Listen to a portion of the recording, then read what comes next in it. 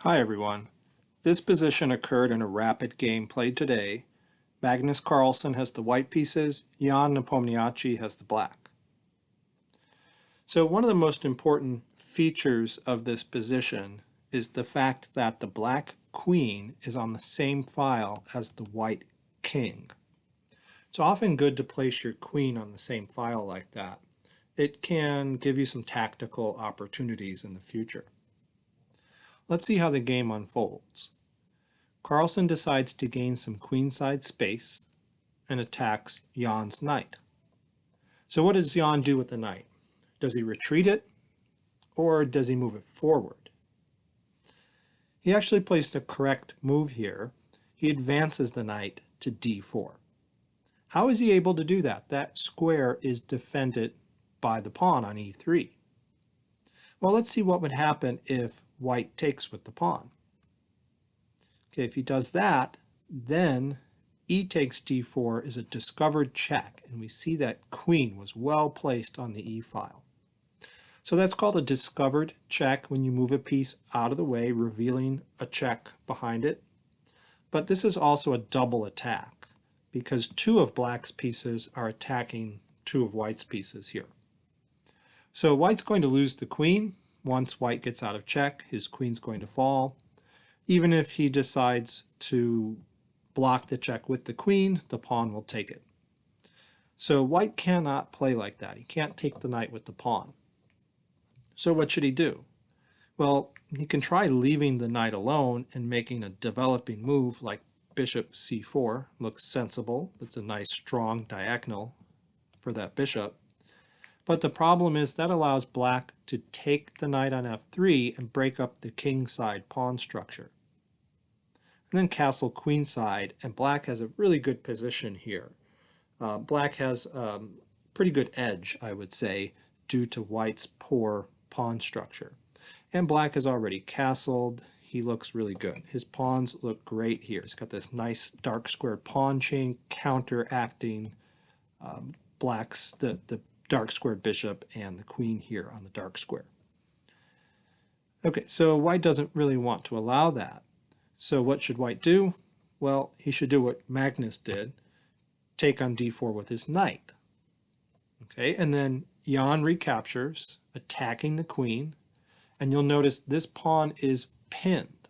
So it can't move, it's in an absolute pin. If white took the pawn on d4, white would be in check. So what should white do? Well, you may be tempted to take the pawn on d4. It looks like a free pawn, right? The problem with that move is black can respond with bishop to e5, and we have something called a skewer. So a skewer is like the opposite of a pin. This bishop is attacking the queen and the bishop behind it. So in a skewer, the higher valued piece is in front and the lower valued piece is behind it. In a pin, it's the opposite. The lower valued piece is in front. So when white moves away, this bishop is in danger. Well, maybe white can move the queen and protect the bishop. There's only one way to do that, queen to b4. And this gives us yet another tactic. Black can remove the defender, or also called remove the guard, of the bishop on b2. He does this by playing queen takes queen, and now nobody's defending the bishop anymore. White's forced to recapture the queen, and then black takes the bishop, and black's up a whole piece in the position. Black's winning. So that said, white cannot take the pawn on d4, and Carlsen, of course, didn't. He moves his queen away to c2, and then Jan decides to trade pawns on e3, and then castle long. Now look at this position. I think black has accomplished a lot. Black has a lead in development here. Both of his minor pieces are out, and he's already castled. White has to get his light square bishop out and still castle. So black has accomplished a lot. If you look back at the original position, I'd say black's pieces are a little bit cramped. This bishop is hemmed in by its pawn. Can't go very far in this direction either. This knight has no good squares to move to at the moment. So black's pieces are a little cramped here in the center of the board. But after the sequence of moves we just looked at, there's some space here for his pieces. Black is attacking the pawn, putting pressure even though it's defended.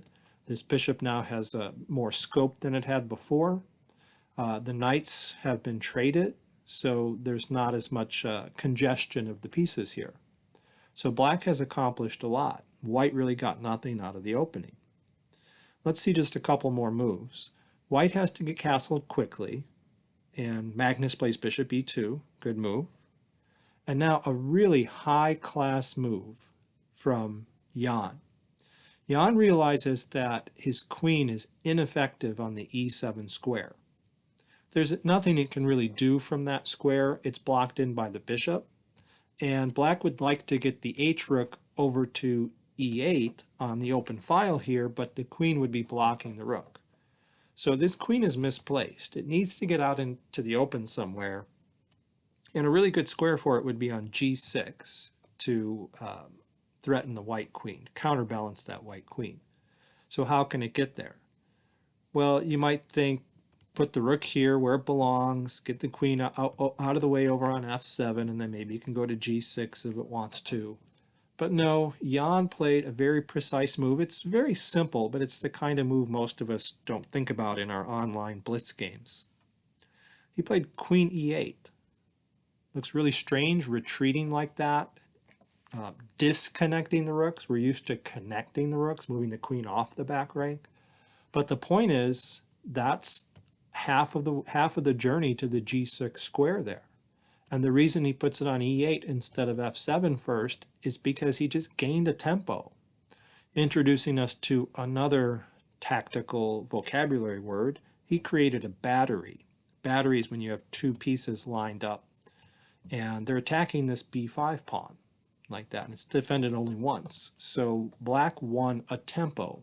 Another good vocabulary word, a tempo means in chess just a move. Black won a move here because white has to respond to that threat, which Magnus does. He defends the pawn with his other pawn, and then Jan gets his queen out to g6.